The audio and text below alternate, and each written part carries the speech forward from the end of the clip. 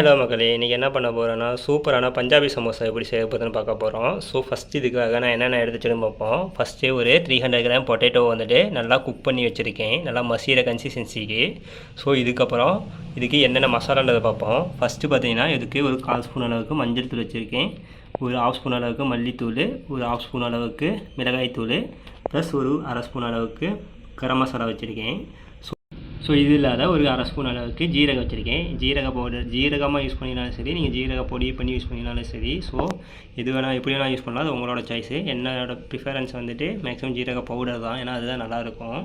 So இதுக்கு தாளிப்புக்காக இது கூடவே பார்த்தீங்கன்னா ஒரு 1/2 ஸ்பூன் அளவுக்கு பெருஞ்சீரகம், அதாவது ஃபெனல் சீடு எடுத்து வச்சுருக்கேன். ப்ளஸ் இஞ்சி பூண்டு பச்சை மிளகா 3 இடிச்சிட்டு ஒரு 2 ஸ்பூன் அளவுக்கு எடுத்து வச்சுருக்கேன்.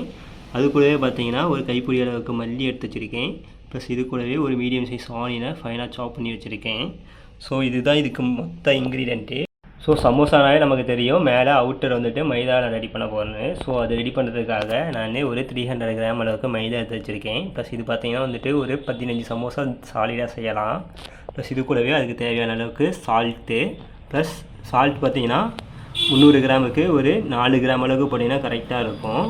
ப்ளஸ் இது கூடவே ஒரு பிஞ்ச் அளவுக்கு கஸ்தூரி மேத்தி, ப்ளஸ் ஒரு சின்ன பிஞ்ச் அளவுக்கு பேக்கிங் சோடா வச்சுருக்கேன். ஸோ இது போட்டால் தான் நமக்கு நல்லா ஃப்ரை ஆகி வரும். ஸோ இதை எப்படி மிக்ஸ் பண்ணணும், அடுத்தது எப்படி ஸ்டஃபிங் வைக்கணும், எப்படி ஃபோல்டிங் பண்ணுறதுன்றதை பார்ப்போம் வாங்க.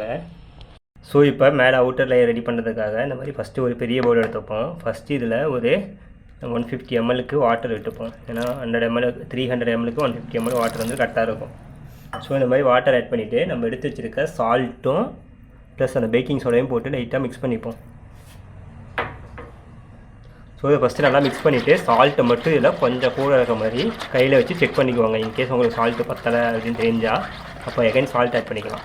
ஸோ இந்த மாதிரி நல்லா கலந்து விட்டுட்டு சால்ட்டை மட்டும் செக் பண்ணிக்கோங்க. இப்போ இது கூட நம்ம எடுத்து வச்சுருக்க மைதாவை ஆட் பண்ணிக்கலாம். ப்ளஸ் நம்ம இது கூடவே எடுத்து வச்சுருக்க கஸ்தூரி மேத்தி. ரெண்டாவது இது கூட லைட்டாக ஒரு ஸ்பூன் அளவுக்கு ஆயில் மட்டும் இருந்தால் விட்டுக்கணும், ஆயிலோ கீயோ இருந்தால். ஸோ அப்போ தான் நமக்கு மேலே ஈஸியாக நல்லா வரும் தேய்க்கும்போது. ஸோ இந்த மாதிரி ஒரு ஸ்பூன் அளவுக்கு ஆயிலோ இல்லை கீயோ விட்டுட்டு இதை நல்லா மிக்ஸ் பண்ணிக்கணும். ஃபஸ்ட்டு நல்லா சப்பாத்தி மாவு அளவுக்கு உருண்டிக்க வேண்டியதான் இதை. ஸோ இந்த மாதிரி நல்லா கையை வச்சு மிக்ஸ் பண்ணிக்க வேண்டியதான். ஸோ இந்தளவுக்கு நல்லா மிக்ஸ் பண்ணிவிட்டு ஒரு 10-20 நிமிஷம் ரெஸ்டிங் விடுவோம். ஸோ இந்த மாதிரி நல்லா மிக்ஸ் பண்ணிவிட்டு நல்லா சப்பாத்தி மாவு பார்த்திங்கன்னா தெரியும், தண்ணி வந்துட்டு நான் சொன்ன மாதிரி 150 ml கரெக்டாக இருக்கும். கொஞ்சம் கூட பிசுறே தட்டாது நம்ம சொல்கிற குவான்டிட்டி, ஏன்னா நம்ம மெஷர்மெண்ட் எப்போவும் அப்படி தான் சொல்கிறது. ஸோ அதனால் உங்களுக்கு தண்ணி அதிகமாக போச்சோ கம்மியாக போச்சோன்ற பயமே வேணாம், சொல்கிற அளவு பார்த்திங்கன்னா கரெக்டாக இருக்கும். ஸோ இதை இந்த மாதிரி நல்லா டேபிளில் போட்டு நல்லா மிக்ஸ் பண்ணிப்போம். நல்லா ஒரு 10 நிமிஷம் நல்லா மாலிஷ் பண்ணிட்டு இதை அப்படியே ரெஸ்டிங் விடுவோம். வீடியோ ஆஃப் பண்ணு, ஃப்ளாஷ் ஆஃப் பண்ணு.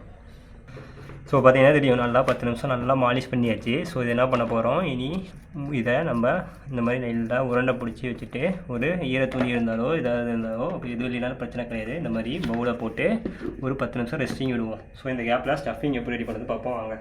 இப்போது ஸ்டஃபிங்காக அடுப்பில் ஒரு கடாயை வச்சுட்டு ஃபஸ்ட்டு இதுக்கு ஒரு 50 ml கிட்ட ஆயில் விட்டுப்போம்.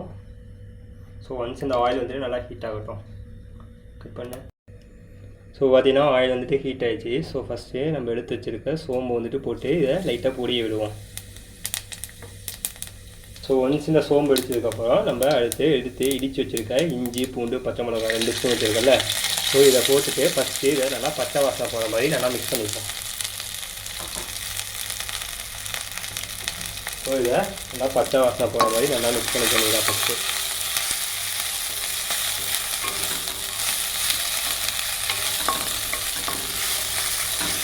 ஸோ இதை நீங்கள் சோளோடு போட்டிங்கன்னா பூண்டு வந்துட்டு அவ்வளோ ஃப்ளேவர்ஃபுல்லாக இருக்கும் ஆயிலில் உங்களுக்கு குக் ஆகும்போது. ஸோ அதனால் கவலையே பட தேவையில்லை, அப்படியே நீங்கள் இடிச்சிட்டு போட்டிங்கன்னா ஓகே. இல்லை நீங்கள் இஞ்சி பூண்டு பேஸ்ட்டு போட்டு பச்சை மிளகாய் கட் பண்ணி போட்டாலும் சரி, அது உங்களோட சாய்ஸு. இடித்து போட்டால் ஃப்ளேவர் நல்லா இருக்கும்னு அவ்வளோதான், அதுக்காக தான் நான் இடித்து போட சொன்னது. அதர்வைஸ் உங்களோட சாய்ஸ் தான். ஸோ பார்த்திங்கன்னா இஞ்சி பூண்டோட பச்சை வாசனை போயிடுச்சு. ஸோ நம்ம அடுத்து என்ன பண்ண போகிறோம், அடுத்து நம்ம எடுத்து வச்சுருக்க மசாலா எல்லாத்தையும் போட்டுப்போம். ஜீரகத்தூள், கரம் மசாலா, மல்லித்தூள் ப்ளஸ் மஞ்சள் தூள். ஃபஸ்ட்டு இதை ஆஃப் ஃப்ளேவர் வந்து இதே சாஃப்ட்வே பண்ணி போக வைப்போம். சோப்பு மசாலா ஆட் பண்ணிட்டு அடுப்பு பயிரை சோப் பண்ணிட்டு நல்லா மிக்ஸ் பண்ணி விடுவோம். இந்த தடவை நல்லா மிக்ஸ் பண்ணிவிட்டு பச்சை ஸ்மெல் போனதுக்கப்புறம் நம்ம மிக்ஸ் பண்ணி வச்சுருக்க ஆனியன் எடுத்து இது போடுவோம் கட் பண்ணி வச்சுருக்காங்க. ஸோ இப்போ ஆனியனை வந்துட்டு நல்லா கொஞ்சம் நேரம் மசாலா கூட சாத்தே பண்ணுவோம். ஸோ இதில் மசாலா விட்டு லைட்டாக பச்சையாக இருந்தால் தான் நல்லாயிருக்கும். ஸோ அதனால் அதுக்காக தான் மசாலா போட்டுட்டு நான் வந்துட்டு ஆனியன் போட சொன்னது. ஸோ அப்போ தான் உங்களுக்கு கடிக்கும் போது அந்த ஒரு நல்ல ஒரு பைட் ஃபீல் கிடைக்கும். ஸோ இந்த இடத்துல நீங்கள் வெள்ளை சுண்டல் இருந்தால் அதையும் வேக வச்சுருந்தாலோ இல்லை பட்டாணி இருந்தாலோ ஆர்எல்ஸ் நீங்கள் கேரட்டு பீன்ஸ் வேணும்னாலும் கூட ஆட் பண்ணிக்கலாம். ஸோ அவ்வளோ சூப்பராக இருக்கும். ஸோ பார்த்தீங்கன்னா ஆனியன் வந்துட்டு லைட்டாக நம்ம கண்ணாடி பற்ற தாண்டி லைட்டாக குக் ஆகிடுச்சு. ஸோ இந்த டைமில் என்ன பண்ண போகிறோம், நம்ம எடுத்து வச்சுருக்க பொட்டேட்டோவை மேஷ் பண்ணி வச்சுருக்கல, ஸோ அதை இது கூட ஆட் பண்ணிட்டு நல்லா மிக்ஸ் பண்ணிக்கணும். பொட்டேட்டோவில் நான் சால்ட்டு போட்டதுனால மட்டும்தான் நான் வந்துட்டு இப்போ இதில் சால்ட் ஆட் பண்ணலை. நம்ம மசாலா மிக்ஸ் பண்ணிட்டு இன்கேஸ் உங்களுக்கு சால்ட்டு பற்றலைன்னா மட்டும் சால்ட் ஆட் பண்ணிக்க வேண்டியதான். ஸோ அந்த மாதிரி மேஷ் பண்ண பொட்டேட்டோ எல்லாத்தையும் ஆட் பண்ணிவிட்டு இது கூடவே நம்ம எடுத்து வச்சுருக்க மல்லி இலையும் இப்போ ஆட் பண்ணிப்போம். ஏன்னா மிக்ஸ் பண்ணுறதுக்கு அப்போ தான் கரெக்டாக இருக்கும். ஸோ இதெல்லாம் ஆட் பண்ணிவிட்டு அப்படியே நல்லா மிக்ஸ் பண்ணி விட்டுப்போம். இப்போ ஆனியனே மசாலா எல்லாம் மிக்ஸ் ஆகிற மாதிரி இருக்கும். ஸோ இப்போ இந்த மசாலா கூட நல்லா பிளெண்ட் ஆகிற மாதிரி பொட்டேட்டோ வந்துட்டு நல்லா மிக்ஸ் பண்ணி விடுவோம். ஸோ இந்த இடத்துல நீங்கள் நான் சொன்ன மாதிரி வெள்ளை பட்டாணியோ குண்டலோ ஏதாவது இருந்தால் இந்த டைம்லேயே வேக வச்சுட்டு ஆட் பண்ணிங்கன்னா கரெக்டாக இருக்கும். ஸோ உருளைக்கிழங்கு ஸ்டஃபிங்கே மேக்ஸிமம் சூப்பராக தான் இருக்கும். ஸோ அதனால் இருந்தால் போடுங்க, அது உங்களோட சாய்ஸு. ஸோ இதை நல்லா கொஞ்சம் மசாலாவை மிக்ஸ் பண்ணி விடணும். ஸோ எந்தளவுக்கு மசாலா மிக்ஸ் பண்ணையோ அந்தளவுக்கு வந்துட்டு தான் நமக்கு நல்லா நம்ம எடுத்து வைக்கும்போது மசாலா எல்லா இடத்தையும் போய் சேரும் உருளைக்கிழங்கோட. ஸோ அதை மட்டும் கரெக்டாக பார்த்துக்கோங்க. முடிஞ்ச அளவுக்கு நல்லா இந்த மாதிரி அப்படியே அழுத்தி அப்படியே மிக்ஸ் பண்ணி விடுங்க. ஸோ இந்த அளவுக்கு நல்லா மிக்ஸ் பண்ணதுக்கப்புறம் ஃபஸ்ட் இதை அடுப்பு ஆஃப் பண்ணிப்போம். ஸோ இப்போ பார்த்தீங்கன்னா நம்ம மைதா உருண்டை பிடிச்சி ஒரு 10 நிமிஷம் ஆகிடுச்சு. ஸோ இப்போ என்ன பண்ண போகிறோம், இதை குட்டி குட்டி உருண்டையை உருட்டிக்க போகிறோம் ஃபஸ்ட்டு. ஸோ இந்த மாதிரி எப்பவும் போல் லைட்டாக ஒரு ஜென்டில் மிக்ஸ் கொடுத்துட்டு இதை நம்ம சப்பாத்தி பீடா சைஸுக்கு இந்த மாதிரி குட்டி குட்டியாக உருட்டிப்போம். ஸோ ஒரு பீடா வந்துட்டு 2 இதுக்கு கரெக்டாக வரும்.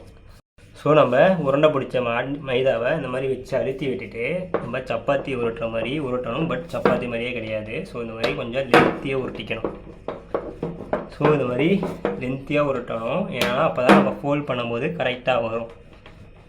ஸோ அதுக்காக என்ன பண்ண போகிறோம், ஒன் சைடு நீள்வட்டமாக நம்ம இதை ஃபஸ்ட்டு உருட்டணும். ஸோ முடிஞ்ச அளவுக்கு தின்னாக உருட்டுங்க. ஏன்னா இது குக் ஆனதுக்கப்புறம் நல்லா உப்பி வரும் நமக்கு. ஸோ அதனால் என்ன பண்ணுறீங்க, முடிஞ்ச அளவுக்கு தின்னாக உருட்டிக்கோங்க. ஸோ இந்த மாதிரி நல்லா ஒன் சைடடாக சைட்லலாம் தின்னாகிற மாதிரி இந்த மாதிரி ஒன் சைடடாக உருட்டினா கரெக்டாக இருக்கும். ஸோ இப்படி இந்த மாதிரி நல்லா ஒன் சைடடாக உருட்டிட்டு இதை 1/2 கட் பண்ணணும். ஸோ பார்த்தீங்கன்னா தெரியும், இந்த மாதிரி லென்த்தியாக உருட்டிட்டு ஃபஸ்ட்டு இதை 1/2 கட் பண்ணிப்போம். ஸோ இந்த மாதிரி ஸ்ட்ரெயிட்டாக வாட்டர் அப்ளை பண்ணிட்டு ஸோ இந்த இதை கார்னர் எடுத்துகிட்டு இப்படி வச்சுக்குவாங்க. ஃபஸ்ட்டு 4 விரலில் இதை எடுத்துகிட்டு இதை இங்கே ஒட்டி விட்டுருங்க. ஸோ ஃபஸ்ட்டு ஸ்டெப்பே இது தான். ஸோ இப்படி ஒட்டிட்டிங்கன்னா உங்களுக்கு சென்டரில் இந்த மாதிரி ஹோல் வந்துடும்.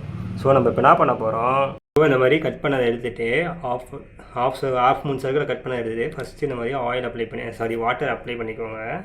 ஸோ ஃபஸ்ட்டு வாட்டர் அப்ளை பண்ணிட்டு இந்த மாதிரி 3 விரலில் வச்சுட்டு இந்த மாதிரி பிடிச்சிக்கிட்டு ஃபஸ்ட்டு இதை எடுத்து இங்கிட்ட வச்சு சீல் பண்ணிடுங்க. ஸோ இது வந்துட்டு சீல் பண்ணிட்டீங்கன்னா உங்களுக்கு அடுத்தது சென்டரில் ஃபில்லிங் வைக்கிறதுக்கான ஸ்பேஸ் வந்துட்டு வந்துடும். ஸோ சைடில் எல்லாமே ஒட்டிக்கும் நம்ம வாட்டர் அப்ளை பண்ணதுனால. அடுத்து என்ன பண்ண போகிறோம், நம்ம மிக்ஸ் பண்ணி வச்சுருக்க பொட்டேட்டோ மிக்சரை வந்துட்டு ஸோ இதுக்குள்ளே ஃபஸ்ட்டு ஃபில்லிங் வைக்க போகிறோம். ஸோ எந்த அளவுக்கு தேவையோ அந்த அளவுக்கு ஃபில்லிங் வச்சுட்டு ஸோ இதை லைட்டாக உள்ளுக்கு மடித்து விடணும். பார்த்தீங்கன்னா தெரியும், இந்த மாதிரி லைட்டாக உள்ளுக்கு மடித்து விட்டுட்டு ஸோ இந்த பக்கம் வச்சு இந்த மாதிரி எல்லா பக்கமும் அழுத்தி விட்டால் பர்ஃபெக்ட் ஷேப்பில் நமக்கு சமோசா வந்துடும். ஸோ இந்த மாதிரி நம்ம இருக்கிறது எல்லாத்தையும் ஃபஸ்ட்டு மடித்து வச்சுப்போம். அடுத்தது எப்படி ஃப்ரை பண்ணுறதை பார்ப்போம். ஸோ இப்போ பார்த்தீங்கன்னா ஆயில் வந்துட்டு ஹீட் ஆகிடுச்சு. ஸோ நம்ம என்ன பண்ண போகிறோம், இப்போ மடித்து வச்சுருக்க சமோசாவை இந்த மாதிரி 1/1 மீடியம் ஹீட்டில் வச்சு போட்டு ஃப்ரை பண்ணி எடுத்துக்க போகிறோம். ஸோ இப்படி நம்ம அப்படியே சைடில் அரேஞ்ச் பண்ணி ஒரு 4 to 5 மினிட்ஸ் வந்துட்டு நல்லா ஃப்ரை பண்ணோம்னா நல்லா கோல்டன் ப்ரௌனில் கிறிஸ்பியாக நமக்கு வந்துட்டு சமோசா வந்து ரெடி ஆகிடும். ஸோ இந்த மாதிரி நம்ம ஃபோல்ட் பண்ணி வச்சுருக்க எல்லா சமோசாவையும் அப்படியே போட்டு ஃப்ரை பண்ணி எடுத்துப்போம். ஸோ இப்போ நம்ம லைட்டாக அப்படியே இதை என்ன பண்ண போகிறோம், அடுத்த பக்கம் அப்படியே திருப்பி விட போகிறோம். ஸோ மீடியம் ஹீட்டில் போட்டால் மட்டும் தான் நமக்கு நல்ல கோல்டன் ப்ரௌன் கலரில் வரும். நீங்கள் ஹை ஃப்ளேமில் வச்சு போட்டிங்கன்னா சமோசா வந்துட்டு கரிஞ்சு போகிறதுக்கான சான்சஸ் வந்துட்டு அதிகமாக இருக்குது. ஸோ ஹீட்டை மட்டும் கரெக்டாக பார்த்துக்கோங்க. ஸோ இந்த மாதிரி இந்த பக்கமும் திருப்பி விட்டு என்ன பண்ண போகிறோம், அப்படியே இதை ஃப்ரை பண்ணி எடுக்க போகிறோம்.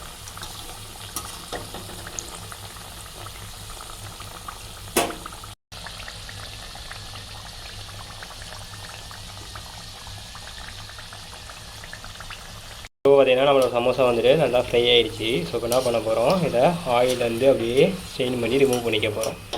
ஸோ இது கூட தேவைன்னா நீங்கள் பச்சை மிளகாய் இருந்தால் லைட்டாக அதையும் ஆயிலில் போட்டு ஃப்ரை பண்ணிட்டு அது கூட சால்ட்டை மிக்ஸ் பண்ணிங்கன்னா அப்படியே ஒரு கடி சமோசா ஒரு கடி பச்சை மிளகாய் கடிச்சிங்கன்னா அவ்வளோ சூப்பராக இருக்கும். ஸோ இந்த மாதிரி இப்போ இதை ஆயிலில் ஸ்ட்ரெயின் பண்ணி ரிமூவ் பண்ணிப்போம். ஸோ இப்போ நம்ம சமோசா எடுத்த அதே ஆயிலில் ஒரு 3 பச்சை மிளகாயும் போட்டு இதையும் ஃப்ரை பண்ணிப்போம். ஏன்னா ஒரு கடி சமோசா கூட ஒரு பச்சை மிளகாய் சாப்பிடும்போது அவ்வளோ சூப்பராக இருக்கும். ஸோ இதை ஃப்ரை பண்ணி எடுத்ததுக்கப்புறம் லைட்டாக இது மேலே சால்ட்டு இல்லை சாட் மசாலா இருந்தால் அதை மட்டும் அப்படியே டஸ்டிங் பண்ணிவிட்டால் அவ்வளோ சூப்பராக இருக்கும். ஸோ இதையும் அப்படியே ஃப்ரை பண்ணி நம்ம அப்படியே சமோசா கூட வச்சுருப்போம்.